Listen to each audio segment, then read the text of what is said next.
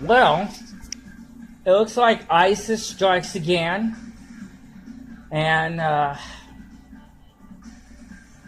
the day after Ramaden, and happened in England again. Said that this time they attacked Muslims right in the Ramadan. You would think somebody who says they're doing it for the Muslim faith, the Muslim religion, wouldn't attack Muslims, especially to end the Ramadan. But ISIS is a perversion of the Muslim religion, the extremists, and they really don't have any respect for what the Quran says itself. They pervert it, same way there are people that pervert the Bible. Christians that pervert the Bible out there. And maybe this will give a little suggestion to both Democrats and Republicans that see Muslims as extremists. Yes, there are Democrats that see Muslims as extremists. I see Democrats bashing Muslims from Saudi Arabia almost all the time. So yeah, it's on both sides. They see Muslims as extremists, all as extremists, but it just shows you they're all Muslims extremists, but they're not the standard traditional Muslim, because as you can see, they attack other Muslims, and in this case, they attacked worshippers, Muslim worshippers in the Ramadan. And you know ISIS is going to claim this. There's no way it'll not. So, it does bring to what Donald Trump has said, that it's not about the religion, but it's about the places where these people come from.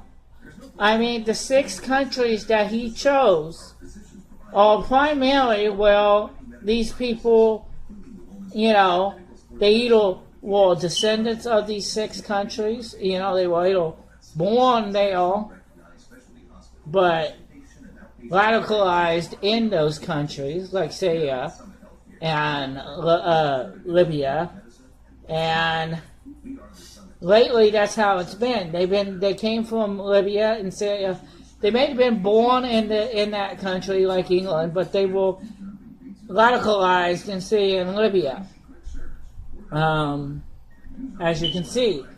And there were backups that actually did come from Libya, as we know, on the last time, before this one. And we saw that, previously, that they arrested people that were actually from there, born there, in Libya, that were behind the last terrorist attack, the one in France. And they were not the mastermind. The mastermind was somebody that was actually in the country, but they were the backups. And it's honestly, when you got people coming from that country, going to and from that country, even if they're born here, but they go to that country, there's a better chance they're going to get radicalized in Libya and Syria and the other 4 countries. Because those countries don't have a strong central government. They don't have diplomatic relations with us. They don't have share information. The countries don't share information with us, like background checks or intelligence information. So that's why he chose the 6 countries.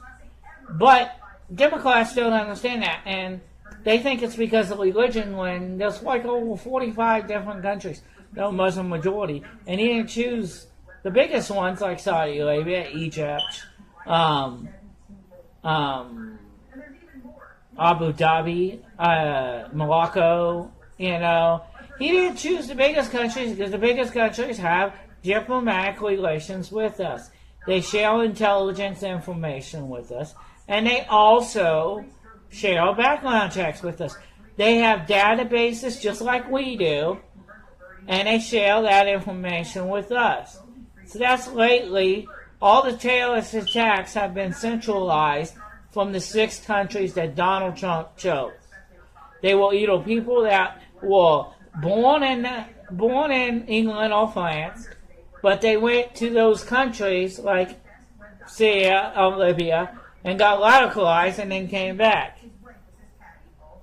I mean, or they were backups that were born in those countries and they became as fake refugees. So either way, you got somebody being radicalized in Libya and Syria. They're no longer coming from places like Saudi Arabia or Egypt or all those other places. They're no longer being radicalized in those countries because Saudi Arabia and Egypt have cracked down on terrorism. And they have shared background checks and intelligence information with the United States. And that's because the government's got more, let's say, stricter.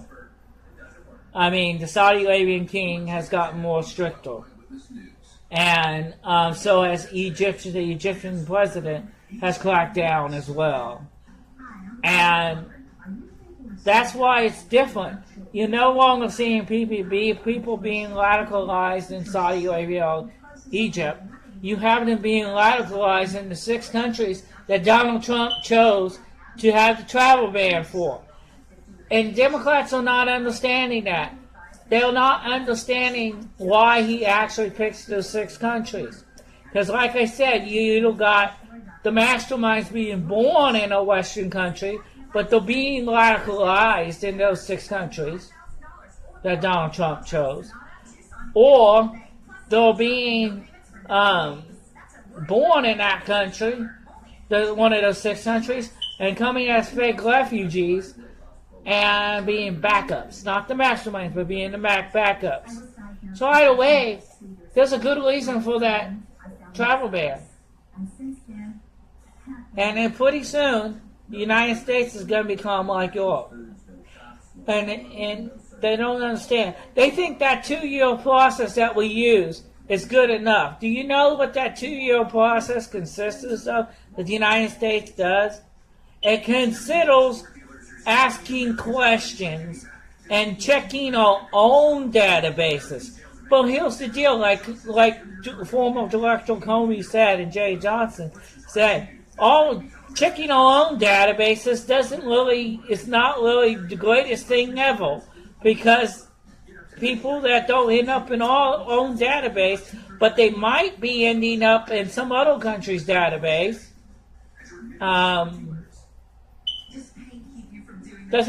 In Ohio State, they had a terrorist attack last year, 2016. And in that terrorist attack, nobody died, but some people were injured. And it was by a Somali refugee. The Somali refugee did go through the 2-year process. He did pass the 2-year process. So what went wrong is because he was in the database of another country. And specifically, it was a country that, he wasn't in the database, but there was a record somewhere out there that he committed terrorist attacks in another country. He was from Somalia,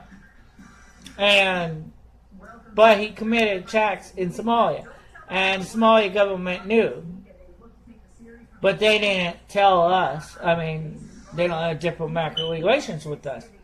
So they committed terrorist attacks. So he had to pass the tax. He passed the 2-year process. The only way we're going to know is with countries that actually have diplomatic relations.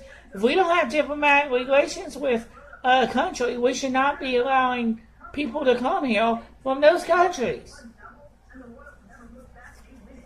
I mean, we're taking chances allowing people to come here that we don't have diplomatic relations with. But alright, that's what I'll talk about. Bye.